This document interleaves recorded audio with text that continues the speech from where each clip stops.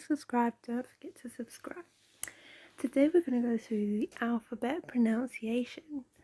There are a few groups that people choose to group together, and these are called the place of origin in Arabic, مخارج الحروف. Now, the thing to know the origin of any letter of the Arabic alphabet is to place a sukoon on it and then precede it with an alif with a fatha. So for example, if you have alif with a fatha and then a ba with a sukoon, the sound will be ab. So the b is where you get the origin of the letter. So to start with, we have the Arial letters, which consist of 3 letters, alif, waw, and ya. In the Arabic, it's called al-kharuf al-hawaiiyya, and they originate from the emptiness of the mouth. So you just open your mouth and everything in your mouth is full, and it says alif, waw, and ya. It doesn't take that much effort to come out of the mouth. The second group of letters are called the guttural. You have ghain, ha, ain, ha, and kha. These are inseparable. So the ha, the nice ha, the one that looks nicely shaped, so this one is originating from the back of the throat. So it's not that far, don't go too far back. It doesn't come from, it just comes from the back of the throat. So nice ha. There are 2 more letters that originate from the center of the throat. So the ha and the ain come from the center of the throat. So when you say it, you can feel something. If you put your finger in your center of your throat, you can actually feel it. So you've got the ha and the ain. You can feel them come. The next letters, the leftover letters, you've got 2 more. They're all under the same thing, and there are a few more that come under the same, but all of these come from the throat. However, the ha comes from the back of the throat, the ha and the ain come from the center of the throat, and the kha and the ghain come from the upper portion of the throat. So slightly, not the middle, but not the back. Next you have the guttural letters. However, these are called huruf al-halaqiyya. These are called al-harfan al-hawayan, and these still come under the guttural letters in English, and it's qaf and kaf. Now the back of the throat rises and touches the soft palate, so qaf, qaf, and you can kind of feel like a little bubble of air behind, and you've got kaf, qaf, kaf. The next one, same thing, guttural letters, but it's harfan al-shajariyatan, and this is jim and sheen. The center of the throat touches the upper palate, so jim and sheen. And these 2 letters aren't that hard for the English speakers. Now there are some letters that are evidently hard.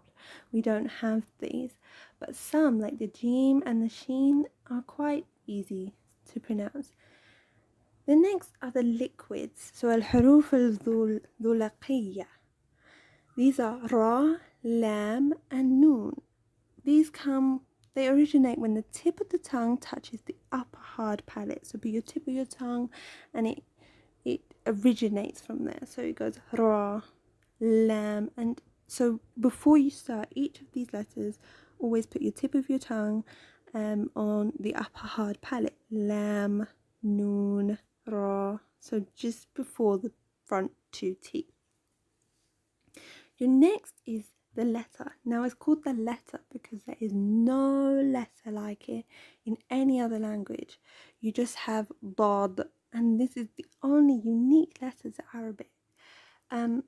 So it's just called al-huruf dad. Now the upturned sides of the tongue touches the gums and the upper back teeth.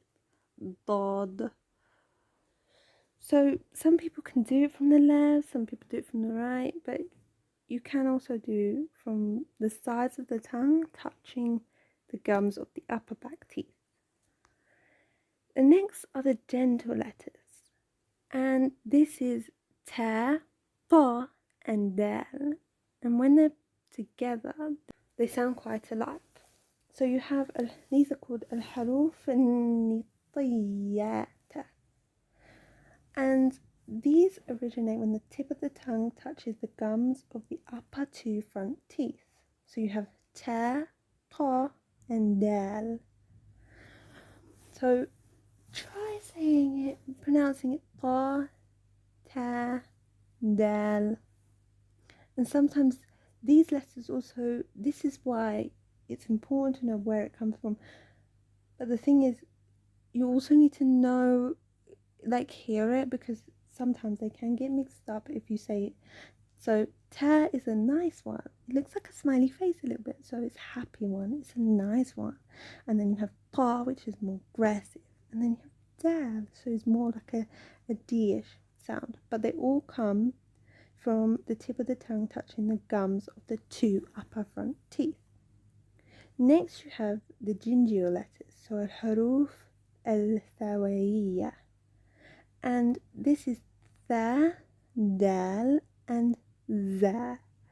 So these originate when the tip of the tongue touches the edge of the upper two front teeth. So it touches the edge. The others, and make sure the others were behind.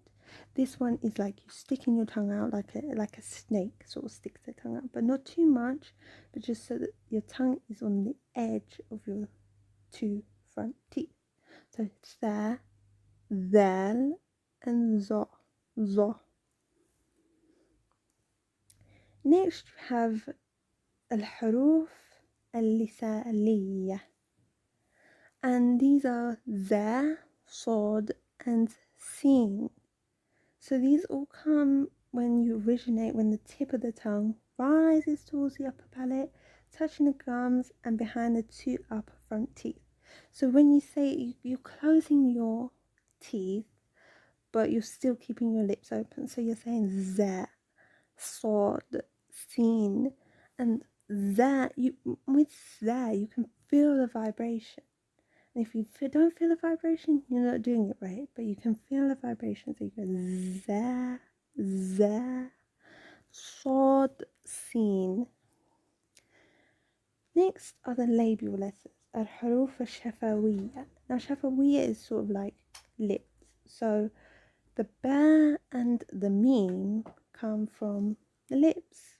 So just close your lips, ba, and you start with the closing of the lips. So ba, meme.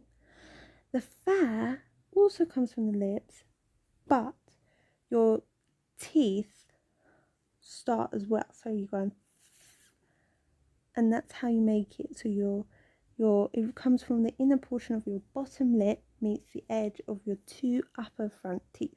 So fa, fa, fa. I hope this has been useful for you. Don't forget to subscribe down below, and I can give you more and more videos on Arabic language, and I hope you enjoyed this video.